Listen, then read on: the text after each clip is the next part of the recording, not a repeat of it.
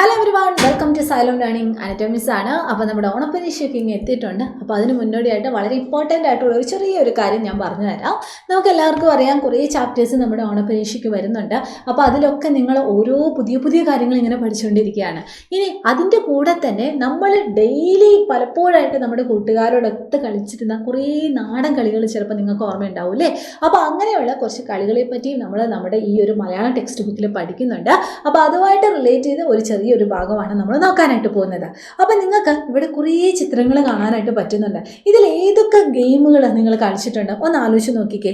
ഇവിടെ ആരൊക്കെയാണ് മക്കൾക്ക് കാണാൻ പറ്റുന്നത്? കുറേ കൂട്ടുകാരുണ്ട്, കുറേ പേര് ഓടിക്കളിക്കുന്നുണ്ട്, കുറേ പേരെന്താണ് നമ്മുടെ ചെറിയ ചെറിയ ഇലകളും അല്ലെങ്കിൽ വലിയ വലിയ ഇലകളൊക്കെ ഉപയോഗിച്ച് കുറേ കളിപ്പാട്ടങ്ങൾ ഉണ്ടാക്കുന്നത് കാണാൻ പറ്റുന്നുണ്ട്.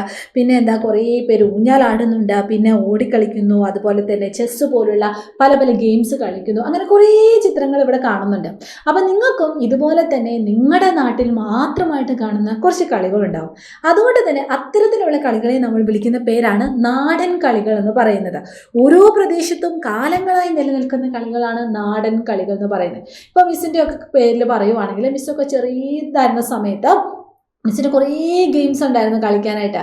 ഈ പറയുന്ന എന്താ, ഇപ്പോൾ ഉദാഹരണത്തിന് പറയുവാണെങ്കിൽ നമ്മൾ മാണിക്യ ചെമ്പഴുക്ക, അതൊക്കെ നമ്മൾ പണ്ട് കളിച്ചുകൊണ്ടിരുന്ന കളികളായിരുന്നു. അതുപോലെ തന്നെ നമ്മൾ സാറ്റ് കളിക്കുന്നു. സാറ്റൊക്കെ പിന്നെ ഇപ്പോഴും ഹൈഡ് ആൻഡ് സീക്ക് എന്ന് പറയുന്ന രീതിയിലുണ്ട്. ഇതുപോലെ ധാരാളം നാടൻ കളികളുണ്ട്. അപ്പോൾ കുറച്ച് ഉദാഹരണങ്ങൾ നിങ്ങൾക്ക് ഇവിടെ കാണിച്ചു തരാം. ഇവിടെ ഏതൊക്കെയാണ് നിങ്ങൾക്ക് കാണാനായിട്ട് പറ്റുന്നത്?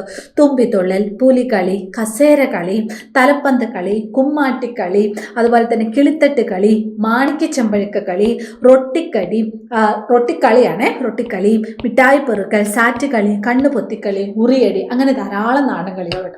അപ്പം നിങ്ങൾ എന്ത് ചെയ്യുക, പരീക്ഷയ്ക്ക് പോകുന്നതിന് മുമ്പ് ഈ വീഡിയോ ഒക്കെ കുറച്ച് പേരുകൾ നിങ്ങൾ ഓർത്തിരിക്കുക.